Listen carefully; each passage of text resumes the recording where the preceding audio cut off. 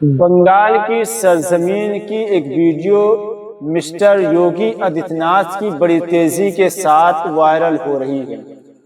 इस वीडियो को आप मुकम्मल देख करके जाएं कि योगी आदित्यनाथ क्या कहते हैं कि यूपी के अंदर सड़कों पर नमाज नहीं पढ़ी जाती, जोर से आजान नहीं दी जाती। इस वीडियो को खासकर मैं इसलिए बना रहा हूं ताकि आप भी समझ जाएं, आप भी समझ जाएं मेरे भाई। तो इस वीडियो को दबा के आगे शेयर कर देना और चैनल पर नए आए हो तो चैनल को लाजमी सब्सक्राइब कर देना और मुकम्मल वीडियो आप देख करके जाना। आखिर में आला हजरत अजीमुल बरकत के एक प्यारा सा वाकया पेश करेंगे, आप उसे लाजमी सुन करके जाना। आइए सबसे पहले जो है यूपी के मुख्यमंत्री मिस्टर योगी आदित्यनाथ की वो वीडियो मैं आप हजरात के सामने रखता हूं। देखें कि उन्होंने बंगाल की सरजमीन पर मुसलमान और मुसलमानों के धर्म को लेकर के क्या कुछ कहा है। वीडियो आपकी निगाहों के सामने है। यूपी में सड़कों पे नमाज नहीं पढ़ी जाती है। यूपी में मस्जिदों से अजान की आवाज नहीं आती है। यूपी में तो एक ही नारा गूंजता है, न गौ माता को कटने देंगे न हिंदुओं को बंटने देंगे।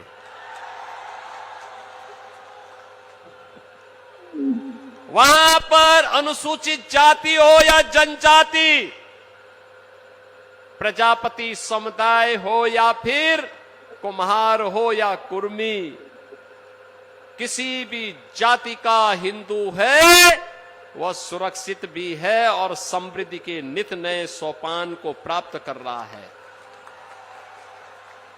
अब अयोध्या में राम भक्तों पर कोई लाठी गोली नहीं चला सकता। अब तो अयोध्या में भगवान राम का भव्य मंदिर का निर्माण हो गया है।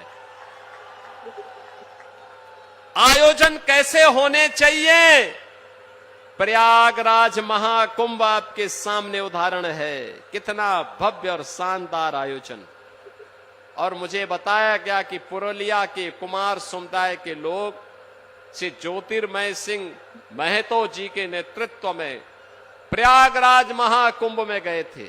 मैं उन सभी का अभिनंदन करता हूं जो प्रयागराज में गए और प्रयागराज की पुण्य को प्राप्त किए हैं।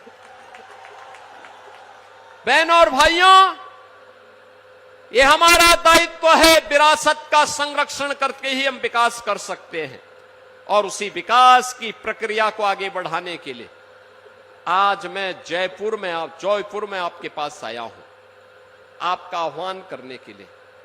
ये बंगाल की धरा प्रेरणा की धरा है। बंगाल की धरा भारत को दिशा देने वाली धरा थी। बंगाल में प्रतिभा थी, लेकिन प्रतिभा पलायन कर रही है। बंगाल में पुरुषार्थ था, लेकिन उस पुरुषार्थ को कुंद कर दिया गया।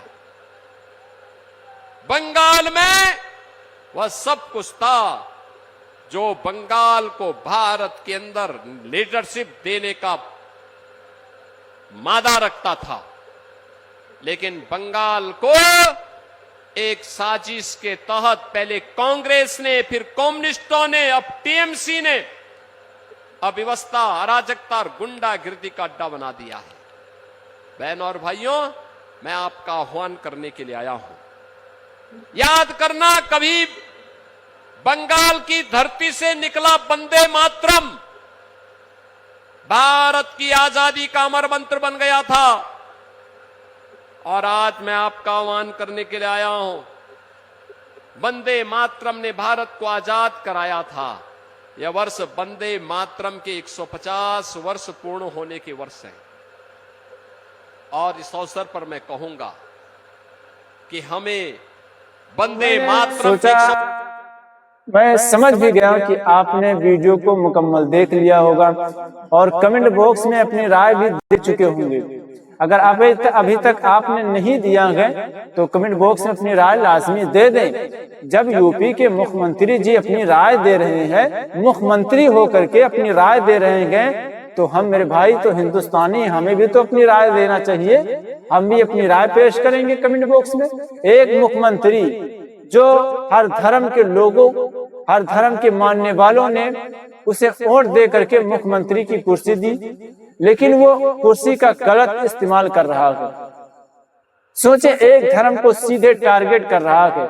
यूपी के अंदर हम सड़कों पर नमाज नहीं पढ़ने देते, हम जोर से आजान नहीं देने देते। ओ, कितने फख्र से ये बात कह रहा है।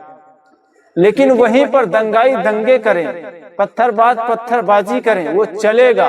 लोग जिना करें, वो चलेगा। लेकिन सड़कों पर 5 मिनट तुम नमाज नहीं पढ़ सकते हो। ये यूपी के मुख्यमंत्री जी का ऐलान है। हाँ, ऐलान है। हमने अपना वोट दिया है, तुमने अपना वोट दिया है, कुर्सी दी है, तो मुख्यमंत्री जी कुछ ना कुछ तो करेंगे ना भाई। आइए हम बढ़ते हैं आला हजरत अदीमुल बरकत के उस वाक़ये की तरफ।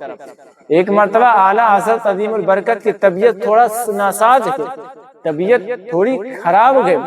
एक छोटा सा बच्चा गरीब घर का आता है और आने के बाद कहता है, बड़े मौलाना साहब, आज शाम को हमारे यहाँ आपकी दावत है। तवज्जो चाहूंगा इस बात पर। बड़े मौलाना, शाम को हमारे घर पर आपकी दावत है। कहा क्या बनेगा? कहा क्या बनेगा? आला हजरत ने पूछा क्या खिलाओगे? उसने दामन फैलाया और दिखाया कि यही हुजूर, बड़े मौलाना, यही बनेगा। ठीक है, आला हजरत ने दावत को कबूल फरमा लिया। बच्चा दौड़ता हुआ घर आया, घर में खाना बनने लगा। आला हजरत के खादिमे खास साथ में है और आला हजरत ने बच्चे से कहा था कि सिर्फ हम तन्हा नहीं आएंगे, अपने साथ अपने खादिम को भी लेकर के आएंगे, ये मौलाना भी साथ में आएंगे। वो बच्चा चला गया। शाम को आला हजरत जब उसके घर की दावत की तरफ बढ़ते गए और खादिमे खास से कहा, क्या तुम उसका घर, उसका पता जानते हो? तो आला हजरत ने पहले ही पता लिख लिया था, अपने खादिमे खास से लिखवा लिया था। तो खादिमे खास ने कहा, हाँ हुजूर, उसका पता लिखा हुआ, एड्रेस लिखा हुआ है। उसके दरवाजे पर पहुंचे तो दरवाजे पर जो गए छप्पर लगा हुआ है और जैसे ही वो बच्चा दरवाजे पर खड़ा होकर के आला हजरत को देख रहा था, बड़े मौलाना का इंतजार कर रहा था, जिसकी दावत उसने की थी उसका इंतजार कर रहा था। जैसे ही उसने आला हजरत को देखा, मुस्कुरा करके कहा, अम्मी जान, बड़े मौलाना आ गए, अम्मी जान, बड़े मौलाना आ गए। इतना कह करके वो अंदर गया और फटी हुई पुरानी पोशीदा जो है चटाई ले करके आया और जो है दरवाजे पर बिछा दिया। उसके बाद खाने का इंतजाम हुआ, खाना ले करके आया। आला हजरत ने खाने को तनाउल फरमाया और उसके बाद जो है पता ये चला कि वो लड़का किसी नचनिया का था, किसी गाने वाले का था। तो आला हजरत थोड़ा गुस्सा हुए, लेकिन आला हजरत ने उस बच्चे से पूछा कि बताओ तुम्हारे बाप कहाँ हैं? बच्चा तो ना बोल सका, लेकिन उसकी वालिदा ने कहा कि उनका इंतकाल हो गया है, लेकिन इंतकाल से पहले उन्होंने तौबा इस्तिग़फ़ार पढ़ा था, तौबा किया था, सच्चे दिल से तौबा किया था। उसके बाद आला हजरत मुस्कुराए और बच्चे के सर पर हाथ फेरा। पता ये चलता है कि आला हजरत का मिजाज किस कदर नरम था, कितने अच्छे इखलाक के मालिक थे। तबीयत खराब है, खादिमे खास ने कहा, हुजूर आपकी तबीयत खराब है और आपने ऐसा खाना तनाउल फरमाया जो डॉक्टर ने आपको मना किया था। तब आला हजरत फरमाते हैं कि अगर ऐसी दावत रोज मिले तो मैं दावत में रोज ऐसा खाना खाऊंगा, लेकिन घर में ऐसा खाना नहीं खाऊंगा, इसलिए कि डॉक्टर ने मना फरमाया गया। उन्होंने कुरान पाक की एक आयत करीमा पेश की और फरमाया, जो ये पढ़ करके खाना खाता है, अल्लाह तबारक व तआला उसको तमाम बीमारियों से शिफाए कामिला आजिला अता फरमाता है, शिफा अता फरमाता है। तो मेरे दोस्तों, हमें भी नरमी अख्तियार करना चाहिए। अगर बच्चे हमारे पास आए तो हमें उनकी कदर करनी चाहिए, हमें उनका दिल नहीं तोड़ना चाहिए, उनके साथ हमें नरम सलूक, नरम लहजा अख्तियार करना चाहिए। आज लोगों को थोड़ा ओहदा क्या मिल जाता है, थोड़ा इल्म क्या मिल जाता है, लोग इतराने लगते हैं, लोग घमंड में आ जाते हैं, लोग तकब्बुर में आ जाते हैं। हमें ऐसा नहीं करना चाहिए, बच्चों के साथ बच्चों जैसा सलूक करना चाहिए। अल्लाह तबारक व तआला बच्चों पर रहम फरमाएगा तो हम पर भी रहम फरमाएगा। इस वीडियो